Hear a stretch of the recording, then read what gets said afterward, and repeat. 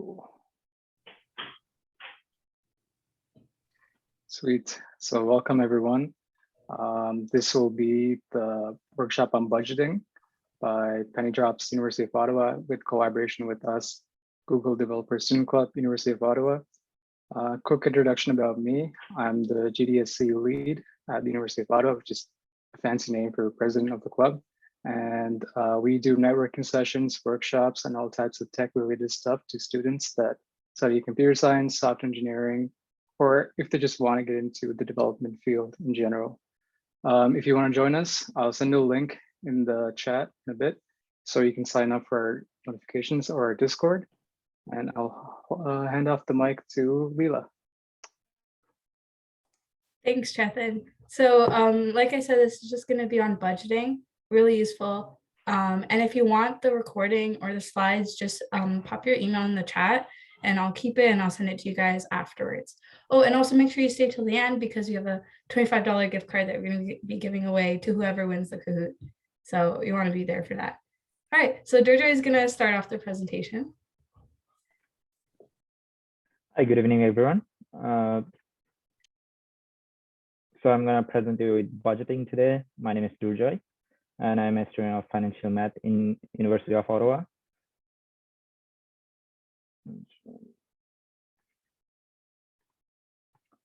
So today we are going to talk about budgeting. Let's talk about us a little bit. I want to talk about us, why it's important. I want to let you know who we are. We are a PennyDrop, the student registered for nonprofit organizations and dedicated to the advancement of financial education in Canada. And our goal is to design an innovative and engaging financial literacy curriculum taught by trained, knowledgeable university level mentors and instructors. And why we do it? We do it because we want to give the high school and university student the ability to make smart financial decisions and then ability to change their future, also make it financially stable as well. And today we have our sponsor with us. BMO is sponsoring this event to make it happen, to provide all the information and all the resources to us to provide you these lessons and everything. So let's talk about the program a little bit. We wish there would be a super quick solutions to everyone's financial concerns, but unfortunately, that's not the case. The PennyDrops of University program, this lesson is especially designed to highlight some options and best practices for money management in general sense. Be sure to carefully consider your situations and weigh the pros and cons before taking any actions. Anything included in these presentations. So we have 4 lessons usually throughout the semester. The first one is budgeting. We have done a few of the others eventually, and we'll do similar, the same in next couple of months as well. So I want to play a game at first to make it interesting, to know what you know about financial choices, what do you know about financial literacy. So we are going to transfer it to Kahoot. It's a really easy game for everyone to join. And you can, I guess everyone knows how to connect with Kahoot. You can write on your browser kahoot.it. And ID is going to be 2743560.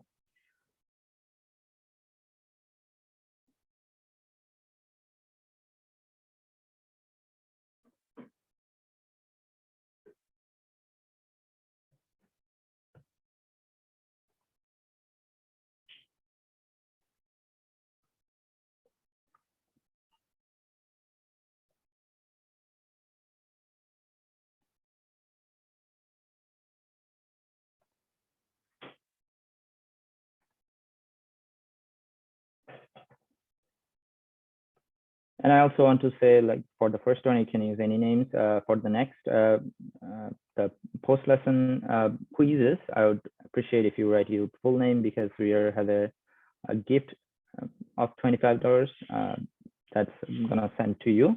So we'd appreciate if you use your real name on the next one.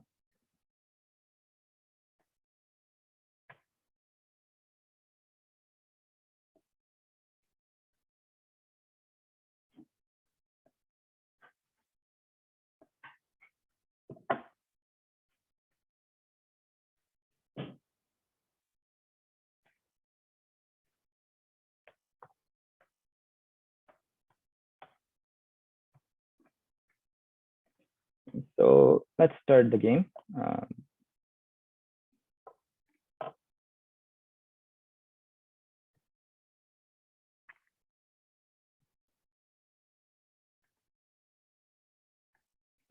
Which of the following best describes budgeting?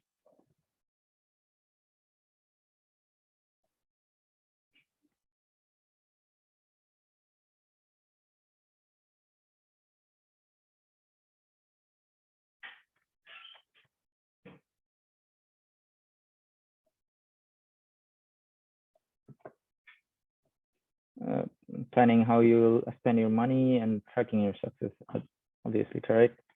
Let's see who's at the first. Nate is at the first.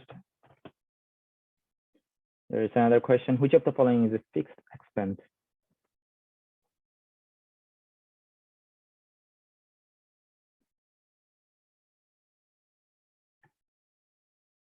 Rent is the fixed expense.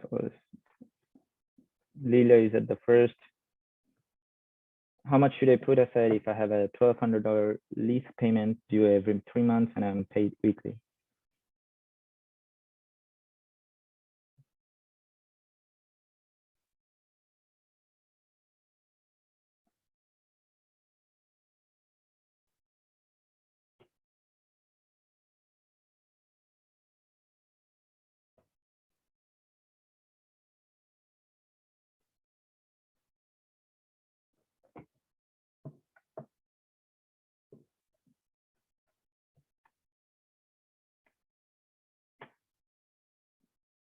So Leela is still at the first.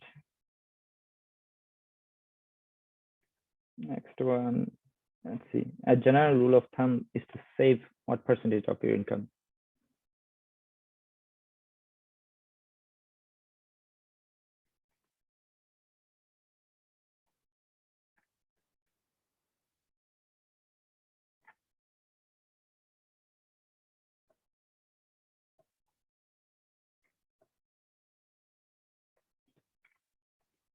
So is that at the first right now, going very competitive at this moment.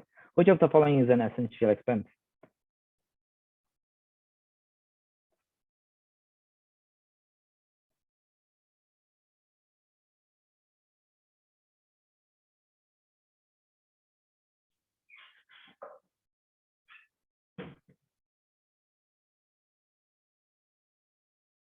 Purchasing your first suit for a business formal job interview. That could be your essential expense. So let's see who the first, the third is E.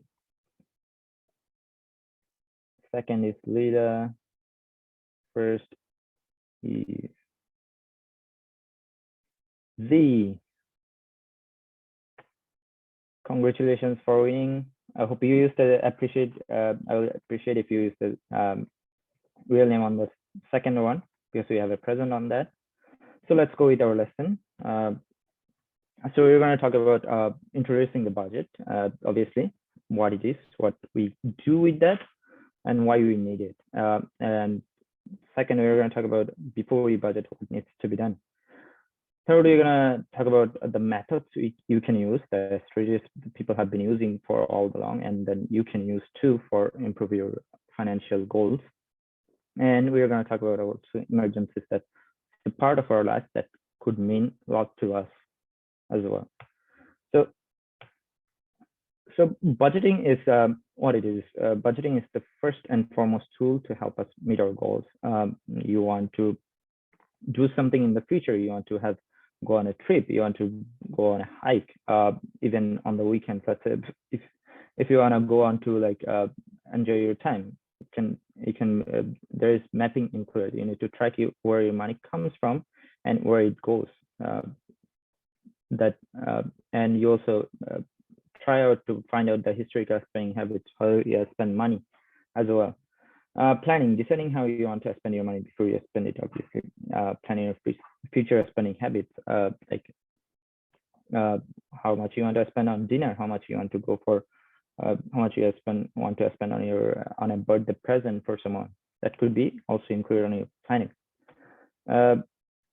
And why budgeting is important, why it's what's in it for you, or what could be done. So budgeting, it's mainly the first reason if you want budgeting is for the peace of mind. Obviously, if you have the your money correct, you have the everything in line way, then you have the peace of mind. You can go on your planning wise. And if money to pay the bills, even for, let's say, if you have a saving of like even next month, if this is the December 1st, so lots of you have paid the bills of rent today, and let's say this month you have the money to pay the bills of next month too. So that could be a good spending habit, and enough money to pay the bills that could be on your control. And you want to have control on your money, where you spend it, where you can spend it, what needs to be done with that, and what could be done. Less debt while in school. Obviously, you can have a less debt means less interest by the end of the all studying year, and then paying less interest means that's all the money in your pocket. Better mental health, obviously, which is really neglected recently these days. Money could be a good reason for better mental health as well. I wouldn't say it fully depend on that, but it could be a really good equalizer for that. You want to have a better relationship. You want to have a great time with your family. You want to spend the dinner with your close people, with your friends. Also, that could be a reason to your budgeting. Then, so before you budget, we want to have decide something worth saving for. Financial goals can be set for any experience or items you desire that has financial cost. Let's say you want to retire at the age of 50. There is lots of people who want to retire early. That could be done too. What are you planning to do? Are you planning to retire at age 40? Are you planning to retire at age 35? Are you planning to go do a business, which could be done? You want to do, let's say you want to do travel after graduation. Asia might be a cheap place to travel, but you still have to save, which comes at a hefty planning. You want to do something planned with the Sunday rise and dining. Brunch every Sunday if you want to have, and can add up a lot, and you should plan and save for that too. You want to grab and go something you can spend money on as well. So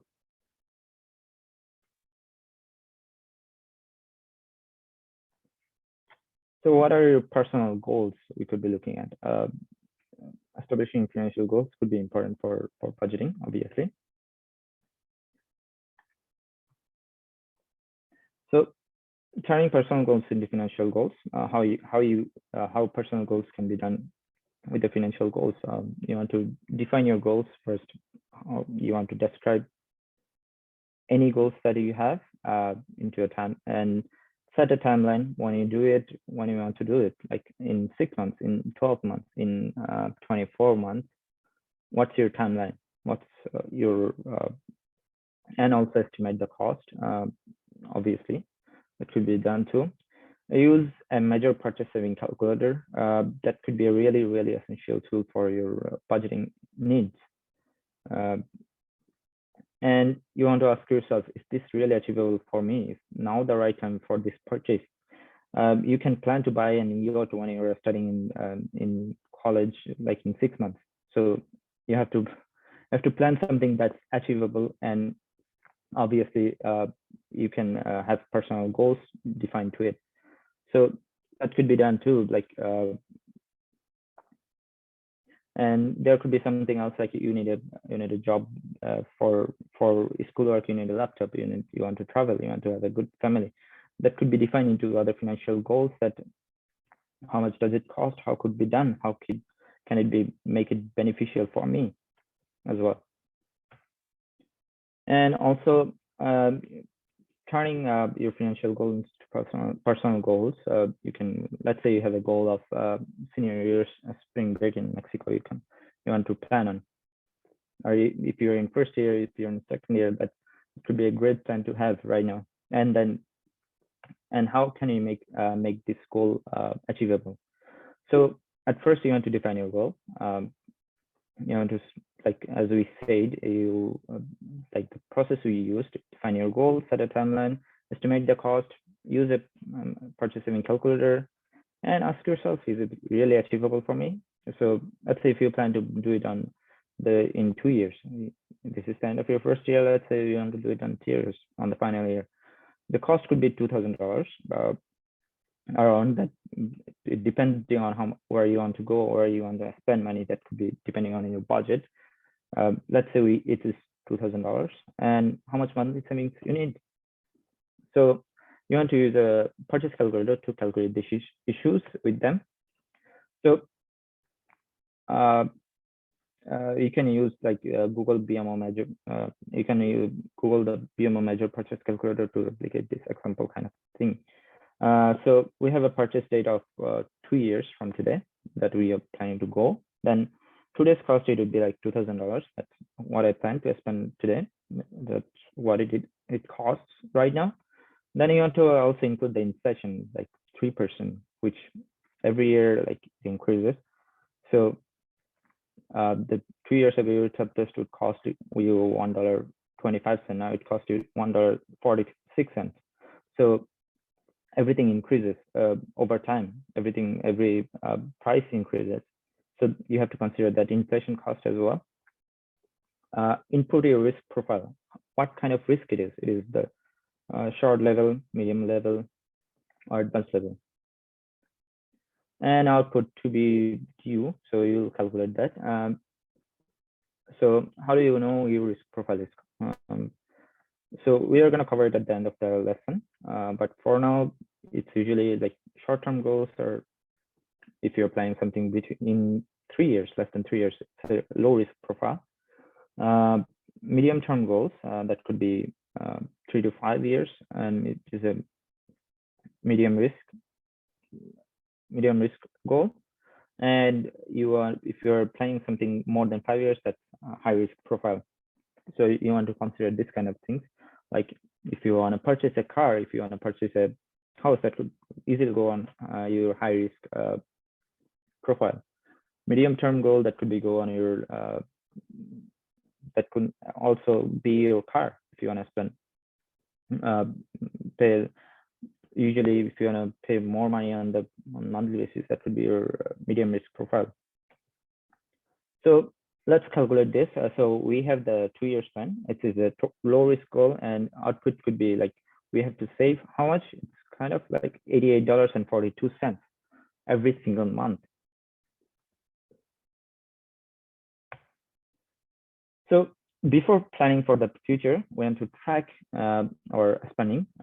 You want to understand your past, how you spend all the money, how you spend on all the money on a gift present, how you spend all the money on a trip you have done. So let's do it an exercise as well. Like tracking your expenses is the answer. Obviously, like tell us the truth about what have we done, and also shows our habits, how we spend our money. So, and also it also helps you to get in control, because when you see where you're spending money, you can control your habits and get into a good habit to spending less money on something. So tracking could be a painful thing, like on a money basis. Some people get frustrated about that, obviously. And you might say, oh, it's really, really, really frustrating thing. But trust me, it's not as horrible as you can think. Sometimes you say, oh, it's boring to track my expenses. You're probably right, I would say. However, you don't have to do it forever to get a sense of where money is going. You can get a little ideas like how much you have spent on your coffee last month, how much you have spent on your travel bills last month, how much you have spent on your trips last month. That could be a really good sense of ideas that can generate for yourself. And why you need to bother? Why you could ask also why I bother? I pay all my bills on time. I'm on my track. I'm just having a great life. So obviously that's great. Tagging can give you a better sense of where money is actually going instead of where you think it is, and also improve your understanding about that as well. And sometimes we'll say, hey, it's I don't know where my money went. I spent this much money, that much money, where it goes, I don't know. So and you might be afraid of what you'll find out, but fair enough. But remember, it's only information. It has no power to shame you unless you consent, unless you give it the ability to do it. So instead of trying, be curious about what you notice and get the information. That's the most important part. And you might ask me, are you my guardian that you're telling me where should I spend my money? Where I'm earning my money that I'm gonna spend wherever I want. I'm not your guardian, so you can spend on whatever you like. It's your money, and you know where your money is going. You can have the things you want. It's just a tracking purposes. So to track what can be done, there is some systematic way you want to follow. You want to follow the old school way of pen and paper, write down everything you spend on. This is a great option if you have simple expenses or are a kinesthetic learner, like you want to learn something by doing pen and paper. You can use envelopes and receipts, categorizing and storing receipts in different envelopes depending on the type of expense is a great way to physically break down your expenses. So you want to keep it in an envelope, then at the end of the month you can take it out and calculate it how much you have spent. And everyone has a smartphone. You can use that, a great tool to use it, but we most of the time don't use it for that. So, but still there is a way you can use your smartphone to track this kind of expenses. And there's many types of third-party apps that can help you to generate some reports on your financial expenses. And you want to go like all the way kind of accounting firm basis, like use the spreadsheet or other software like accounting software that can generate good reports on your expenses. They're probably your bank has them. So since we talked about bank, there's on your bank, probably if you go on a bank account, you can see like there's different financial tools that gives you like ideas how you spend your money, where it's going, and then how much that could show you on a graph. That most of the time this bank shows you the graphs of where your money is. So there is RBC, CIBC, BMO, TD, Scotiabank, whichever you use. There's many banks out there that does that. And there is so many great tracking apps and templates that you can download and customize it for your needs. And you can use the measure of plan and then nomordebts.org have great online templates. Wally and Good Budget are examples of manual entry apps. And there is third-party tracking apps you can use, Intuit Mint, Accounts, or Koho. which is a bank as well. And also make sure to read their fine print for your privacy, and also they shouldn't compromise your information and everything as well.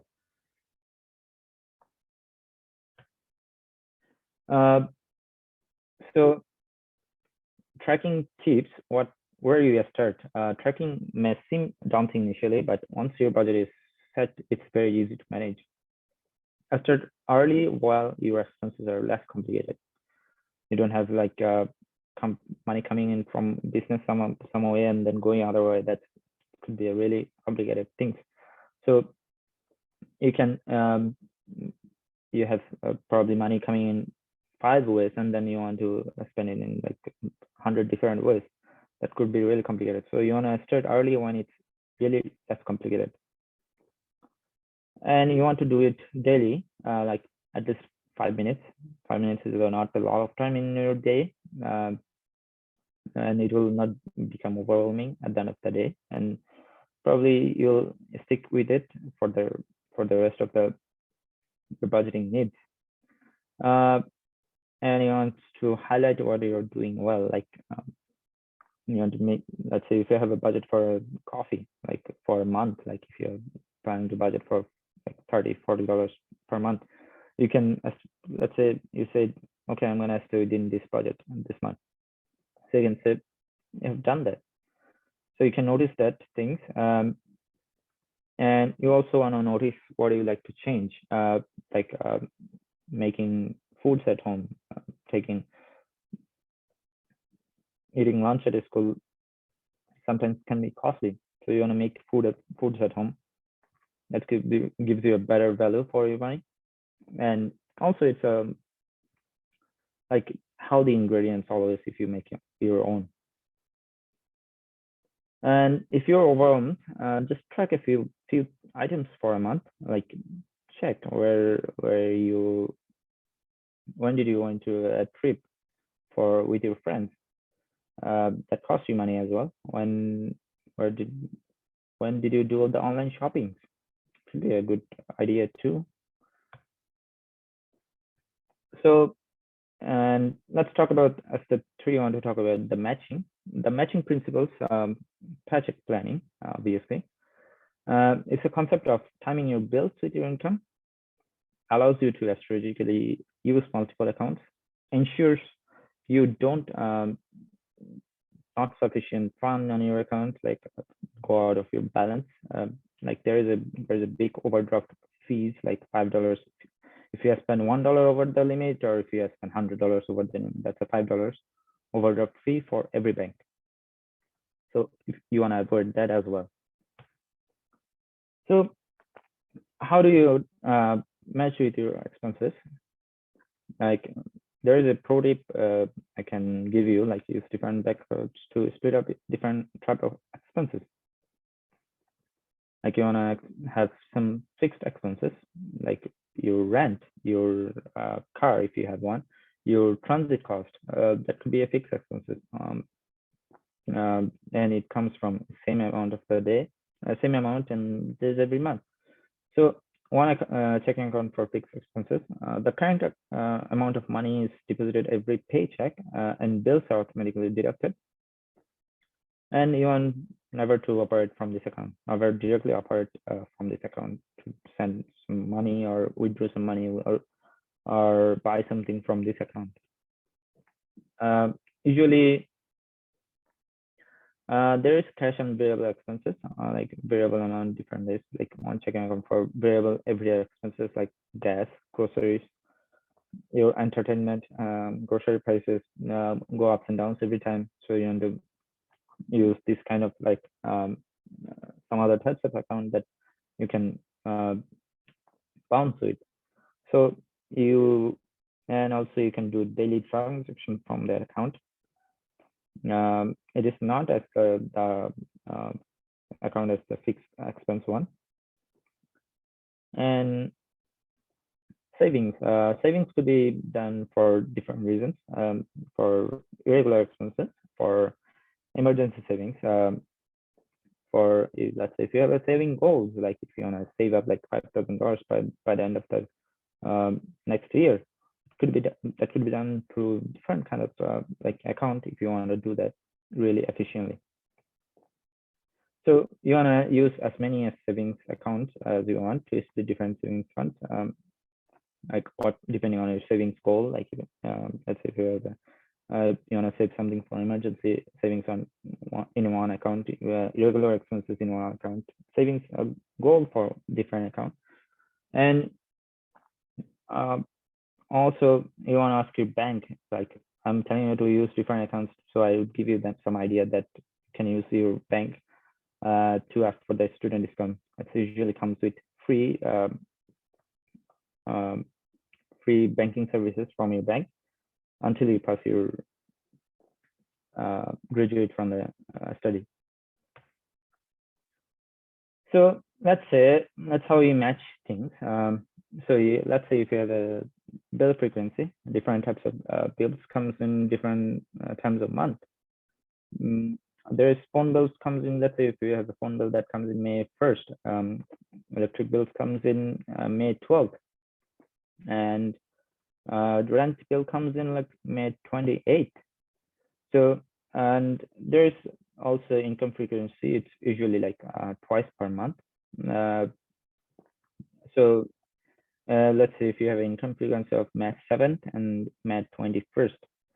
So problem is that the frequency of your bills is not the same as the frequency of a paycheck. Like there's lots of other different kinds of bills we didn't talk about. So that could be different, but you want to like summarize these issues for yourself. And you want to count the frequency that bill occurs monthly. Use the rent as an example. That's the rent is due once a month, and how many times you're paid monthly? Like 2 times per month. So you can use the formula of like let's say if you have a bill payments of like once per month, the rent is once per month, paycheck frequency is twice per month, so you can and you divide that with the paycheck frequency, you can find the good solutions to how you adjust your bills. So you want to plug the number, like it's usually 1/2, like paycheck frequency is twice per month, and then the rent is once per month, so you get like 50%. So every paycheck you have to at least save up 50% for your rent expenses. And let's say if you have a rent of $1,500 per month, that could be like $750 every paycheck. So you want to put this money, this is a fixed expense. We want to put this money aside in a safe place to ensure that it is around when you need to pay your rent, and then when you want to pay your rent, it's available to you. You can use the different bank accounts, different adjustability, different, like I don't know what kind of expenses you have for your rent that could be differentiated between different things. So after this slide, Lila is going to take over. She's going to go through the last section of this presentation. Thanks, Joy. All right, so I'm going to be, like you said, I'm going to continue with the rest. 1 second, I'm just going to share my screen.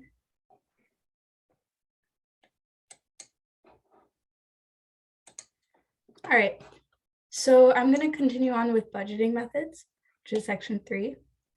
We're going to go through a few different methods of budgeting. So the first one that we have here is the minimalist budget, and it's following the 20-30-50 rule. So the minimalist budget sets forth the following plan for your spending. So for first thing, we have around 20% is going to be for your financial goals.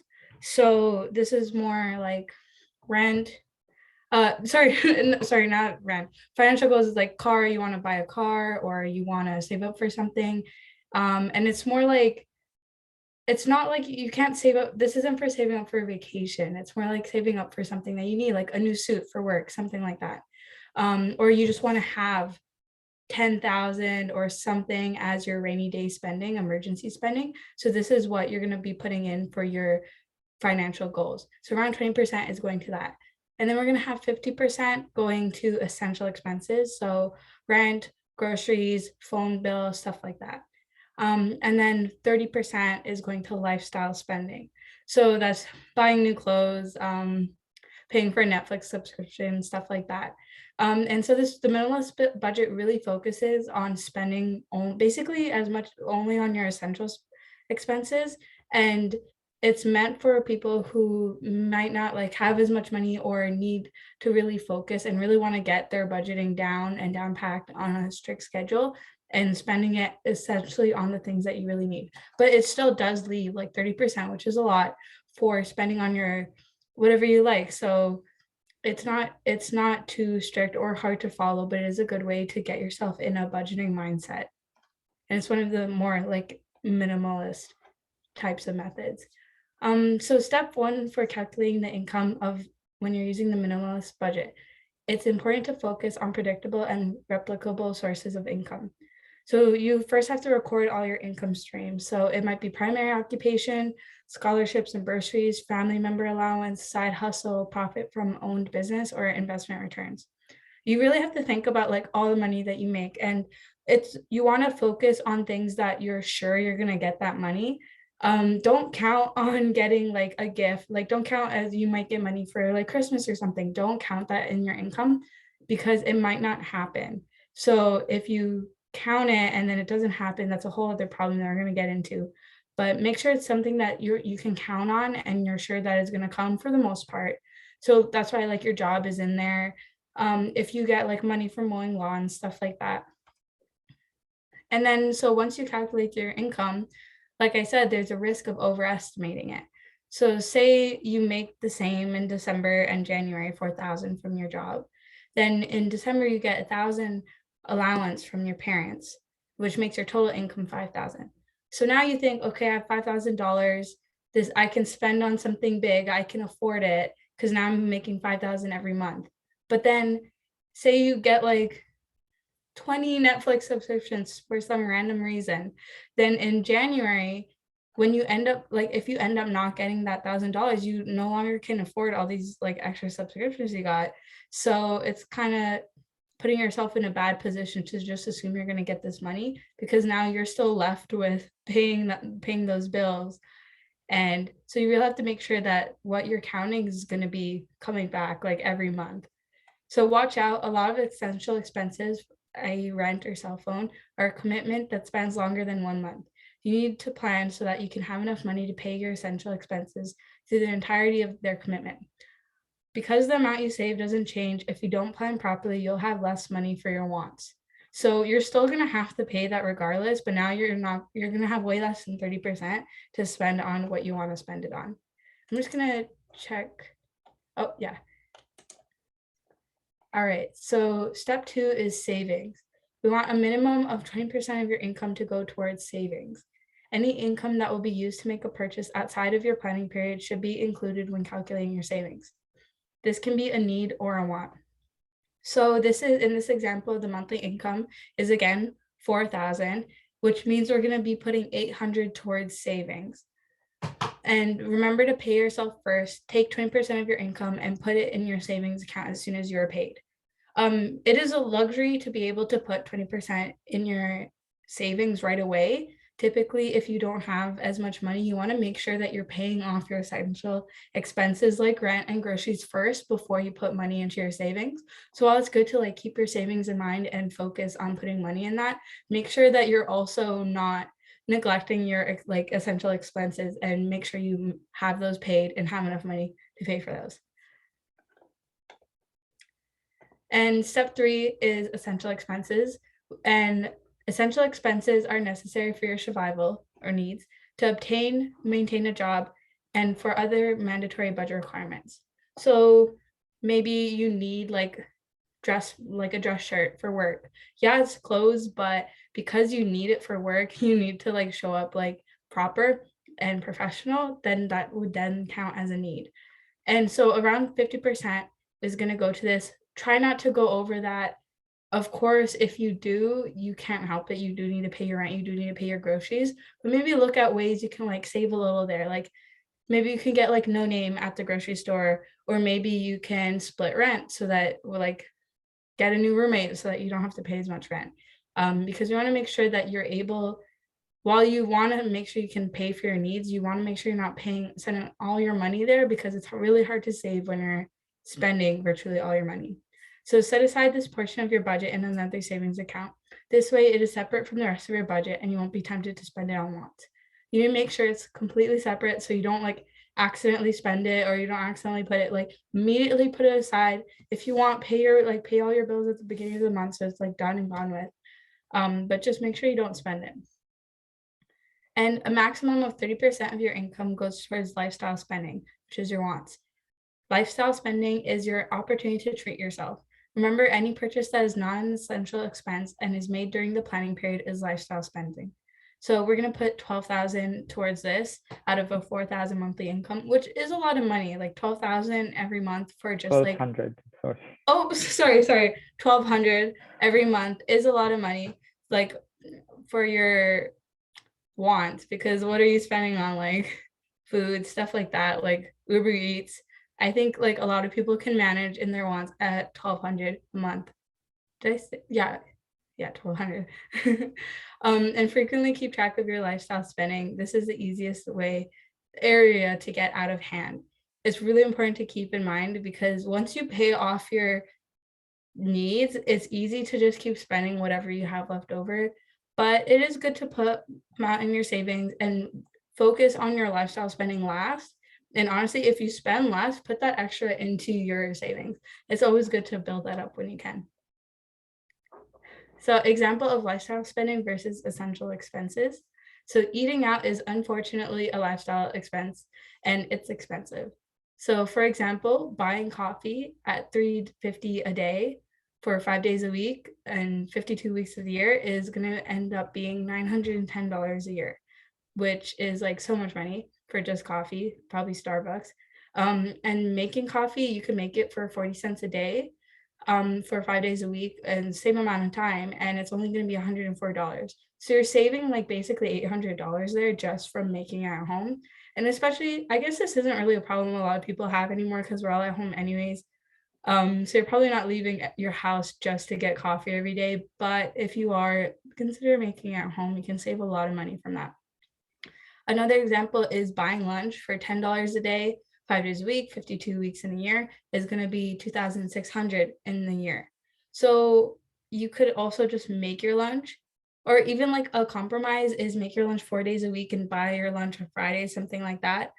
But if you make your lunch every day, it's only going to be $4 a day, 5 days a week, same amount of time. It's only going to be $1,040. So it's not as much of a percentage cut as the buying coffee, but it's still like $1,000, actually like $1,500 almost. So like that's a lot of money to be saving, and it's good to keep that in mind.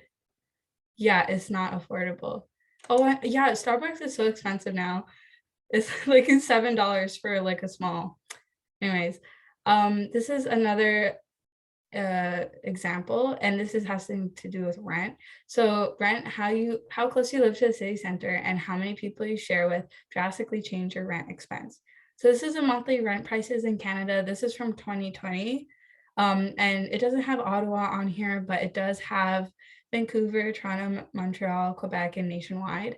So you can see that getting a 1-bedroom in the city is always going to be much more expensive than, for example, a 3-bedroom outside the city. So maybe being outside the city isn't viable for everybody, but there's still other options like sharing in the city. But if this is something that's really important to you, you can save up, you can spend on this, but this is a lot of the time the reason people are not having or saving as much money as they can, because they're needlessly having a studio apartment or something like that. It's nice to have a studio apartment. We always should have a studio apartment, but it's also good to save a lot of money. And then instead you can buy like a nice house in the future and share right now. So you can see there's like a big difference, and it's even higher now. So it's good to save in that area. And then method 2 is different from the minimalist budget. It's no dollar left behind budget. So in contrast to the minimalist budget, the no dollar left behind budget is more personalized and extensive. So before we just had like standardized percentages, 20, 30, 50, but this one is specifically going to be catered to you and how much income you have, how much you have to spend, and it's going to be different for everybody. So you do have to sit down and calculate this and figure out what your budget is. But once you do, it's going to end up saving you more than in the minimalist budget because it's more personalized. So it's going to end up working for you a little better. So it's just up to you if that is something you want to put just like a little time into to help you. So phase 1 is to record all your income streams, just like we had in phase 1 in minimalist budget. Phase 2 is to calculate your required savings. And then phase 3 is to tally up your expenses. I'm going to go a little more into that. So these are a few key differences from the minimalist budget. So one, every dollar is accounted for before you spend it. So like literally every dollar, and you're not going to spend it unless you already accounted for it. So it's really specific in that way. Savings align with your financial goals. So it has a big focus on saving because say you're saving up for a car or a house or something, or a condo, more like it. But if you're saving up, you're going to make sure that you're putting in that money to save and really like get that money in there so that you can actually meet your financial goal rather than just slowly saving and meeting it whenever you meet it. This is like very specific with meeting your financial goals. And then 3 is expenses are further categorized, allowing for a better analysis on spending habits. Yeah, it's just like really specific with what you spend, so then you can see what you spent on and see if it's something you want to continue spending on, or if you maybe you notice you're spending on Uber Eats like hundreds and hundreds of dollars a month, maybe you can notice that and spend like a little less. Totally not speaking from personal experience. And then number 4 is in theory more customizable and better fits your needs. It's very specific to you. And 5, in practice, more difficult and time consuming to implement. You do need to sit down and actually consider all the steps. But once you do, it has a lot of benefits. So the first step is to record all income streams. It's the same as the first step of the minimalist budget. So just make sure it's stuff that you can count on giving you money each month. And then step 2 is to calculate required expenses and savings given income. So for example, let's say our income is $1,300 biweekly after tax, because make sure you like after tax, because you don't want to have too much money or overestimate how much money you have.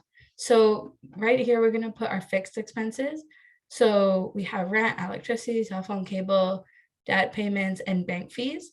And so it says here that we have the total is $1,695 for all of these expenses. So the amount you have to put away from your income each month is going to be $847.50 is going to be the monthly expense. And then this is your total expense for the biweekly, the 2 weeks. Then we have our variable expenses, groceries, entertainment, eating out, transportation, household items. These are all variable expenses because they can change like they change from month to month.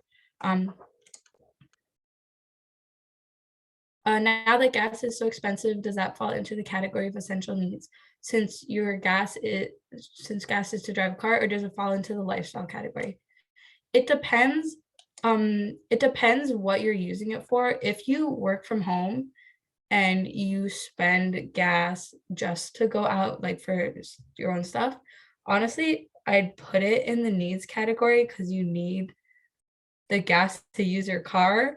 However, if you notice that you're spending a lot of money on gas and you're not driving to work, you're driving to like the mall or something like that, then that's more of just, it's still a need, but it's a need that you have to keep an eye on and make sure you're not unnecessarily spending money on. Because it's easy to spend a lot of money on it because you're saying, oh, it's a need. I have to spend it on it. I have no choice. But if you're able to cut it down, and it ends up being like you're not really spending it for like a real need, then just like cut it down. But I say at the end of the day, it would go in the needs category.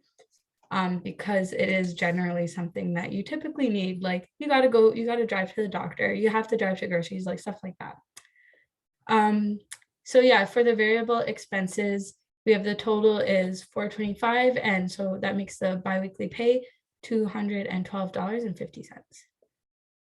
And remember, this is all coming out of that same income.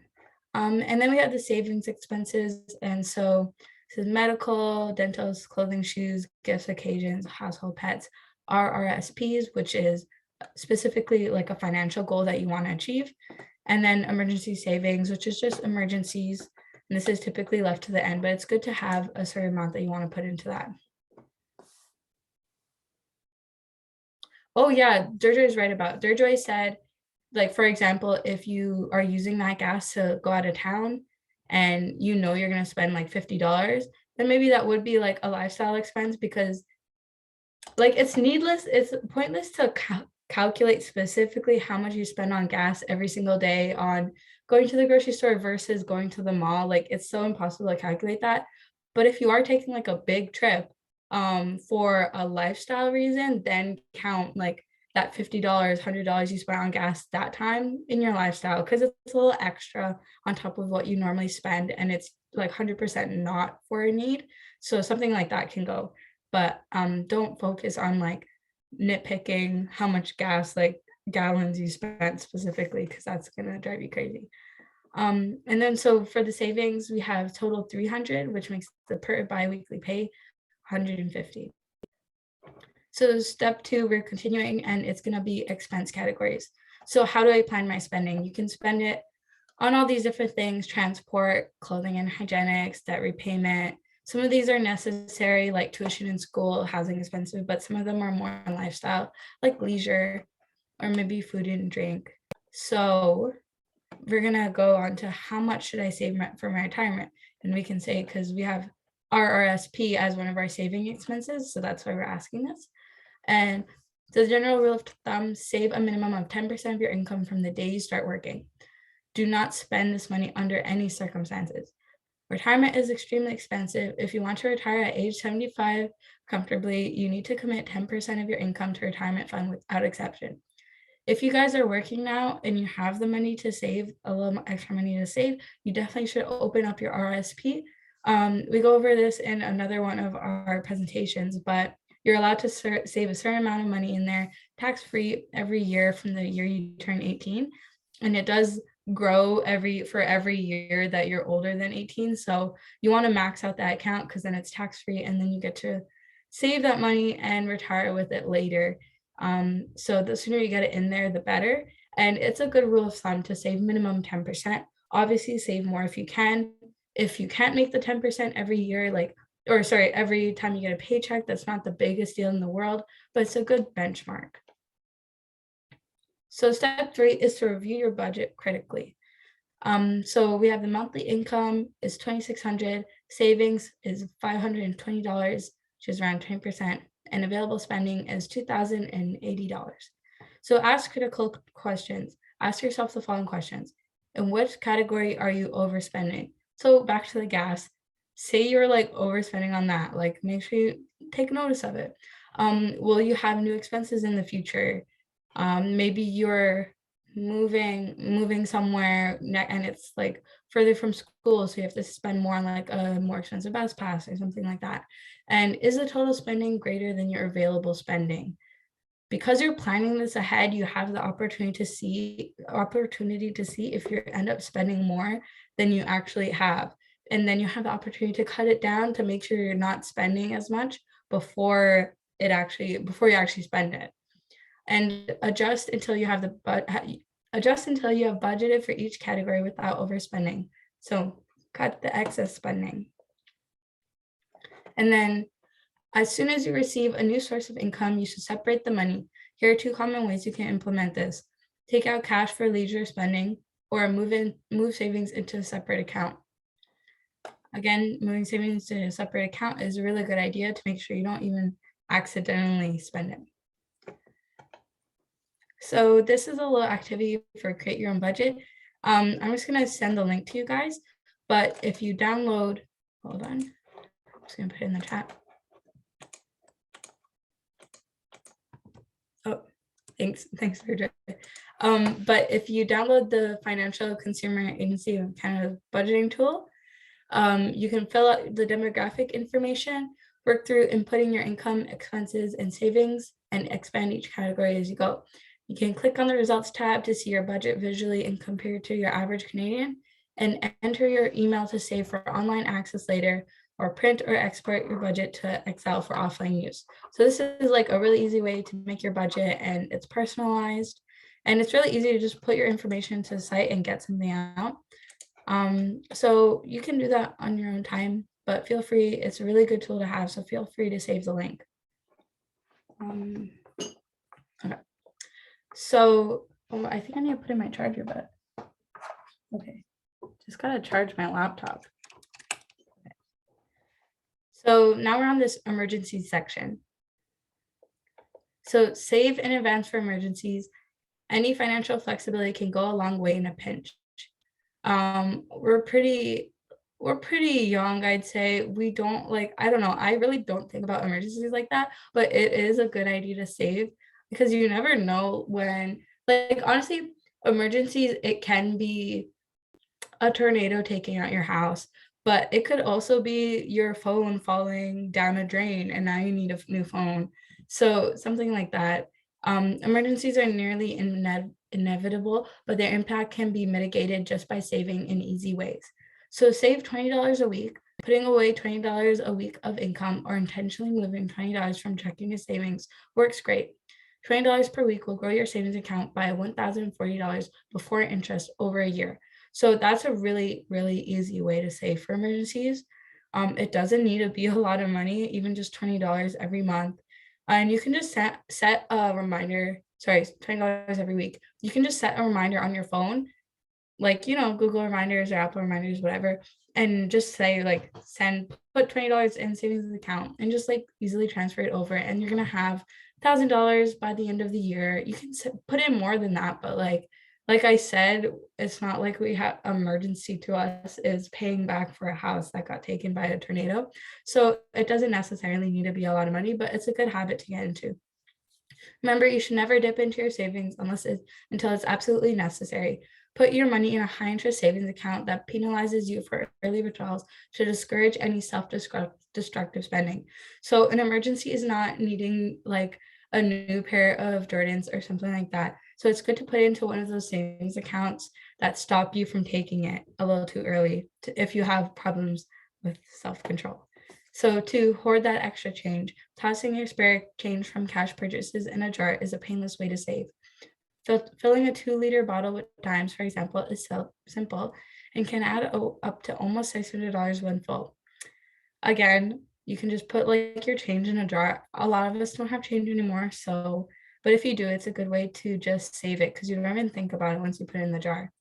And then gamify your savings. Challenge yourself to meet saving benchmarks that can make saving an active game rather than a chore. The 52-week money challenge slowly forces you to pay attention to your spending and saving habits to properly complete it. In the 52-week money challenge, it's like one of those ones where, for example, the first week you save $1. Then the second week you save $2. Then the third week you save $4, like that. You keep doubling it, and then you end up with a lot of money at the end. And it starts off a little slow with the $1, $2, $4. So it doesn't seem like a lot, but then by the end, it's like save $200 this month, like that. So it ends up with saving a lot of money. Oh.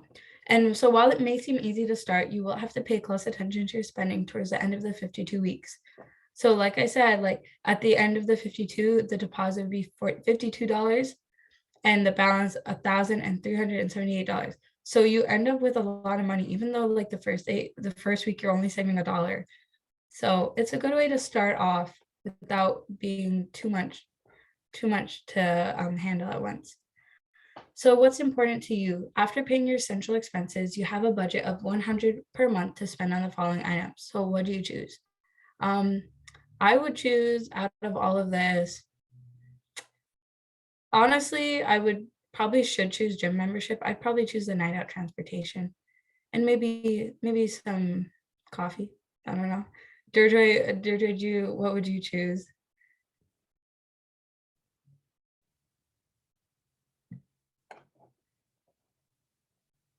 There, there's a lot of options.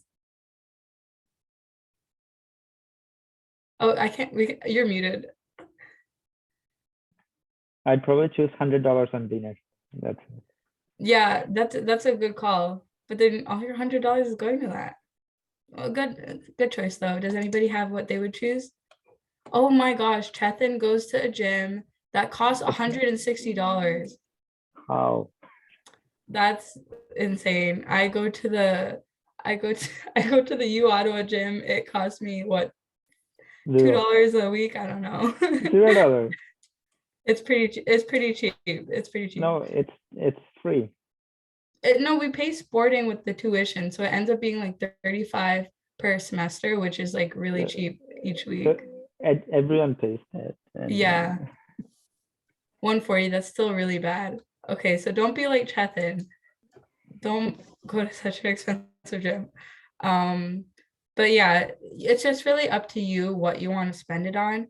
But remember, you can't have everything. You can't get the $50 coffee and the $100 lunch. Like, try to manage your spending. Maybe one month you can do one, the other month you could do the other, but it's good to pay attention. So, oh no, 6 months later, uh-oh, the screen on your phone has shattered and requires replacing. This will cost you $60. What do you choose now? Because now you only have $40 left because you spent your money and you didn't save it. So maybe now Jojo can't get that $100 like lunch anymore, or $100 dinner. Now he can only afford a movie, a video streaming, and a music streaming. Sorry, Jojo. So you gotta make sure. Probably cry on myself and save the rest. That's it. Oh yeah, exactly. Save on $20. Good call. So you gotta. That's why the emergency savings are good. So wrap up: free budgeting tools, online banking, spending app, and more. So Canadian banks offer many resources to help manage and build your budget. Here are a few. You have Money Logic. I'm gonna send these links in the chat. That's the BMO one. We have the TD one. We have the My Finance Tracker. Save all these links, people. They're really useful.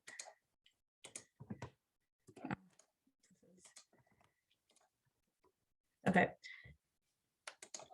We have the CIBC tools and Scotiabank Fund Your Future. This is just like, they're all free and they're all Canadian banks, so their information is relevant to us specifically. But it's just a little stuff on how to build your budget, how to save, good ideas for saving, ideas for budgets. So it's good to have those tools. So if you guys could all take out your phones, and again, I'm going to put this link in the chat, but if you could just fill out the survey that we have. It's about our lesson and about how we did and how the presentation went and the content. So if you liked it, please look at this and fill it out. If you didn't like it, please don't fill it out. We don't want to hear that opinion. Yeah, and then we have the Kahoot. I'll give you guys like 30 seconds to do that, but I'm just gonna stop sharing my screen so I can reshare it.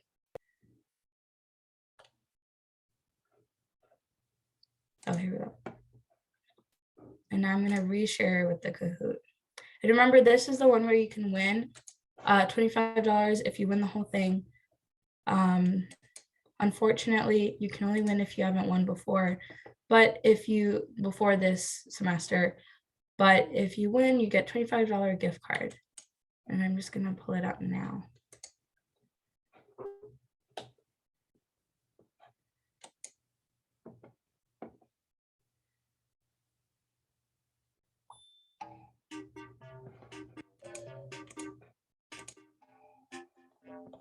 Yeah, like Jojo said, make sure you use your real name this time so that if you win, we know who to email. I can see the screen. Yeah, I still have to share it. Hold on. Okay. I want to make sure I share with audio.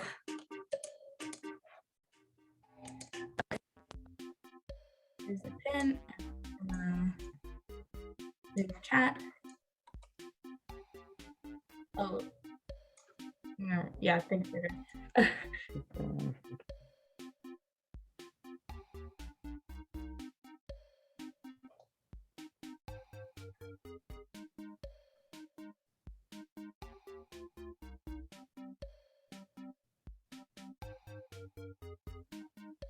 I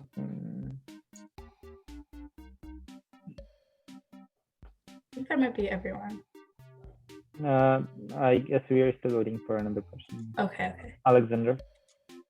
They're there now? Yes, you can Okay. start now. All right, now I'll start. You can join anytime though, using the pins. All right.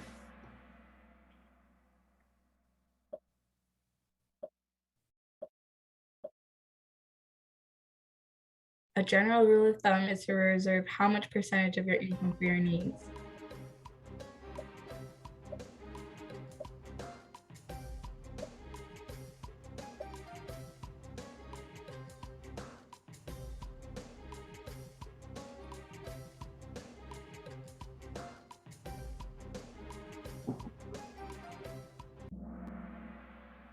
%50 was the right answer. Save as much as you can. All right. Siva's got a good start. How much should I put aside per paycheck if I have a $1,500 lease payment due every 2 months and I'm paid bi-weekly?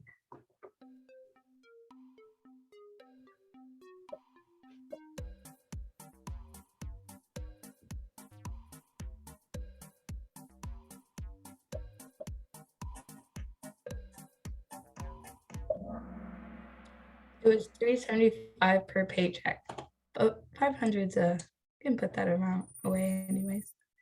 All right. What does mapping mean in the context of budgeting?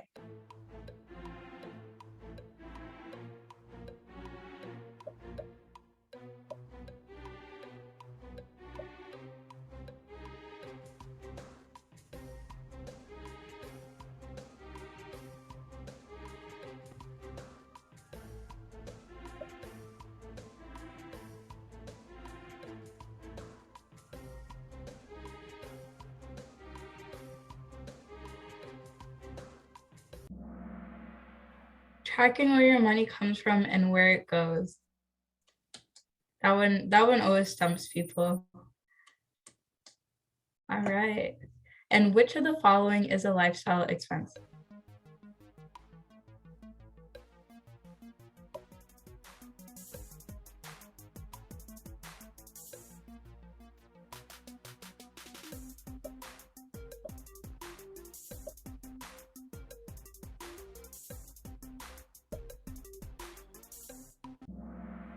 Renting an apartment for yourself while in school instead of with roommates.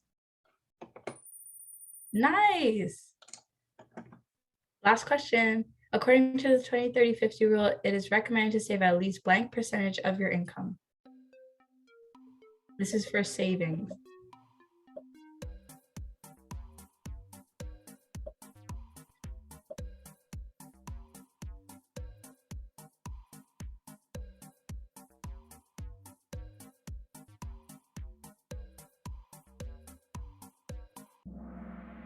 %20. All right, let's see who won. So number 3rd, we have Alexandra. In 2nd, we have Franz. And 1st, who is it?